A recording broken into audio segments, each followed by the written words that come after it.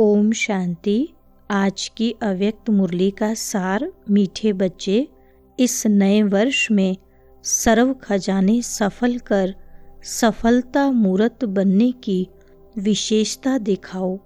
सुनते हैं मुख्य पॉइंट्स। पहला है, आज नव युग रचता, नव जीवन दाता बाप दादा नव वर्ष मनाने आए हैं। नव वर्ष तो सभी मनाते हैं, लेकिन आप सभी नव जीवन, नव युग और नव वर्ष तीनों ही मना रहे हो। नव वर्ष पर बाप दादा ने आप सबको कौन सी गिफ्ट दी है? जब स्थापना हुई थी तब आदि में ब्रह्मा बाप बच्चों से पूछते थे कि अगर आपको आजकल की कोई भी रानी ताज और तख्त देवे तो आप जाएंगे? तो बच्चे कहते थे, इस ताज और तख्त को क्या करेंगे? जब बाप मिल गया तो यह क्या है?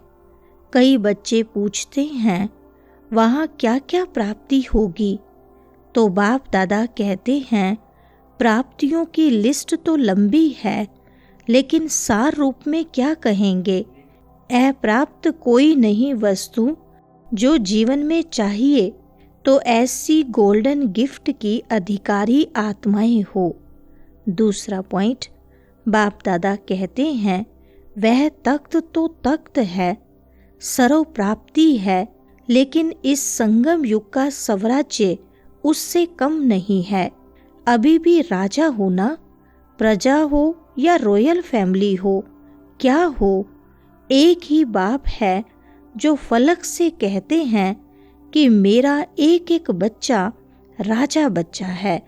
राजा हो ना, राजयोगी हो कि प्रजा योगी हो, इस समय सब दिल तख्त नशीन स्वराज्य अधिकारी राजा बच्चे हैं। इतना रूहानी नशा रहता है ना, क्योंकि इस समय के स्वराज्य से ही भविष्य राज्य प्राप्त होता है। तीसरा पॉइंट, यह संगम युग बहुत बहुत बहुत अमूल्य श्रेष्ठ है। संगम युग को बाप दादा और सभी बच्चे जानते हैं। खुशी खुशी में संगम युग को नाम क्या देते हैं? मौजों का युग। क्यों? यहाँ संगम जैसी मौज सारे कल्प में नहीं है। कारण, परमात्मा मिलन की मौज सारे कल्प में अब मिलती है। संगम युग का एक एक दिन क्या है? मौज ही मौज है। मौज है ना? मौज है, मूंझते तो नहीं हो ना? हर दिन उत्सव है, क्योंकि उत्साह है, उमंग है, उत्साह है कि अपने सर्व भाई बहनों को परमात्मा पिता का बनाएं। चौथा पॉइंट, कई बच्चे सहज योग को मुश्किल योग बना देते हैं। है नहीं, लेकिन बना देते हैं। बाप कहते हैं, बहुत सहज युक्ति है। जितने बार मेरा मेरा कहते हैं, सारे दिन में कितने बार मेरा शब्द कहते हो? जब मेरा शब्द बोलते हो तो बस मेरा कौन? मेरा बाबा। बाप दादा कोई नया शब्द नहीं देता है, जो सदैव कार्य में लाते हो, मैं और मेरा। तो मैं कौन और मेरा कौन? कई बच्चे मुश्किल पुरुषार्थ क्यों करते? सिर्फ सोचते हैं बिंदु सामने आ जाए, बिंदु बिंदु बिंदु, और बिंदु खिसक जाती है। बिंदु तो है, लेकिन कौन सी बिंदु? मैं कौन हूँ? यह अपने सौमान स्मृति में लाओ तो रमणीक पुरुषार्थ हो जाएगा।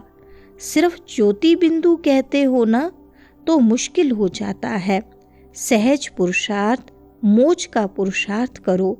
सहज योगी का यह मतलब नहीं है कि अलबेलेपन का पुरुषार्थ हो, श्रेष्ठ भी हो और सहज भी हो। पांचवा पॉइंट, इस नए वर्ष में सभी को विशेष यह लक्ष्य रखना है कि जो भी खजाने प्राप्त हैं, समय है, संकल्प है, गुण है, ज्ञान है, शक्तियाँ हैं, सबसे बड़ा खजाना संकल्प है। श्रेष्ठ संकल्प शुद्ध संकल्प, इन सभी खजानों को हर रोज सफल करना है। खूब बांटो, कोई भी कार्य करो, कोई ना कोई खजाना सफल करते जाओ और सफलता का अनुभव करते चलो। याद है ब्रह्मा बाप ने आदि में कितने समय में सब सफल किया, अंत तक अपना समय सफल किया। चाहे कर्मातीत भी बन गए, फिर भी कितने पत्र लिखे, समय सफल किया ना। लास्ट दिन भी मुख से महावाक्य उच्चारण किए, लास्ट दिन तक सब सफल किया। छठा पॉइंट, वास्तव में संगम युग का एक एक संकल्प, एक एक सेकंड सफल करना ही सफलता मूर्त बनना है। सभी निश्चय से कहते हैं ना कि ब्रह्मा बाप से तो हमारा बहुत प्यार है, तो प्यार की निशानी है जो बाप को प्रिय था वह बच्चों को प्रिय हो। ब्रह्मा बाप ने विशेषता क्या दिखाई? जो सोचा वह सेकंड में किया। सिर्फ सोचा नहीं, सिर्फ प्लान नहीं बनाया, प्रैक्टिकल में करके दिखाया। तो ऐसे हैं, फॉलो करने वाले हैं ना। सातवां पॉइंट, अब यह छोटा सा युग सफल करने का युग है। अगर समय सफल करेंगे तो भविष्य में भी आधा कल्प का पूरा समय राज्य अधिकारी बनेंगे। अगर कभी कभी सफल करेंगे तो राज्य अधिकारी भी कभी कभी बनेंगे। समय सफल की प्रारब्ध यह है। श्वास सफल कर रहे हो तो 21 जन्म ही स्वस्थ रहेंगे। चलते चलते हार्ट फेल नहीं होगी। किसकी हार्ट रुक जाती, किसकी नलियां बंद हो जाती, वह नहीं होगी। आठवां पॉइंट, ज्ञान के खजाने को भी सफल करो। तो ज्ञान का अर्थ है समझ। वहाँ इतने समझदार बन जाएंगे जो कोई मंत्रियों की जरूरत नहीं है। आजकल तो देखो, शपथ लेते ही पहले मंत्रिमंडल बनाते हैं। वहाँ साथी होंगे लेकिन मंत्री नहीं होंगे। रॉयल फैमिली हर एक दरबार में बैठने वाले ताजधारी होंगे। रॉयल फैमिली कम नहीं होगी। चाहे तख्त पर नहीं भी बैठें, लेकिन मर्तबा एक ही जैसा होगा। इसलिए यह नहीं सोचो कि तख्त नशीन बहुत थोड़े बनेंगे, लेकिन आप लोग भी राज दरबार में राज्य अधिकारी के रूप में होंगे। आपके सिर पर भी ताज होगा और आपका पूरा अधिकार होगा। 9वां पॉइंट, जो भी आए, चाहे संबंध में आए, चाहे संपर्क में आए, लेकिन उनको कोई ना कोई गुण या शक्ति की गिफ्ट दे देना। कोई खाली हाथ नहीं जाए। और कुछ नहीं तो बाप के संदेश के मीठे बोल, वह मीठे बोल भी गिफ्ट देना।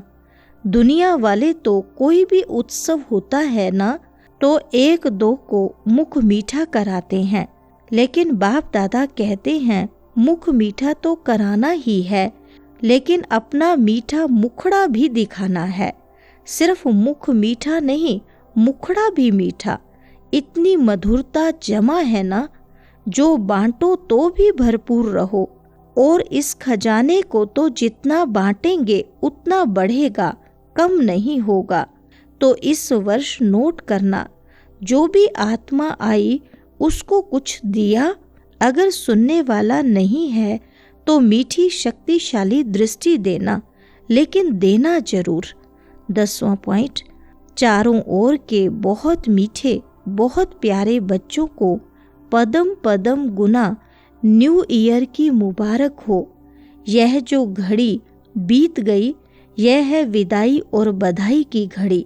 एक तरफ विदाई देनी है, जो अपने में संपन्न बनने में कमी अनुभव करते हो उसको विदाई, सदा के लिए विदाई देना। और आगे उड़ने के लिए बधाई। बधाई हो, बधाई हो, बधाई हो। वरदान है, स्मृति को अनुभव की स्थिति में स्थित करने वाले नंबर 1 विशेष आत्मा भव। विस्तार है, सभी ब्राह्मण आत्माओं के अंदर संकल्प रहता है कि हम विशेष आत्मा नंबर 1 बने, लेकिन संकल्प और कर्म के अंतर को समाप्त करने के लिए स्मृति को अनुभव में लाना है। जैसे सुनना जानना याद रहता है, ऐसे स्वयं को उस अनुभव की स्थिति में लाना है। इसके लिए स्वयं के और समय के महत्व को जान मन और बुद्धि को किसी भी अनुभव की सीट पर सेट कर लो तो नंबर 1 विशेष आत्मा बन जाएंगे। स्लोगन है, बुराई की रीस को छोड़ अच्छाई की रेस करो। अच्छा, ओम शांति।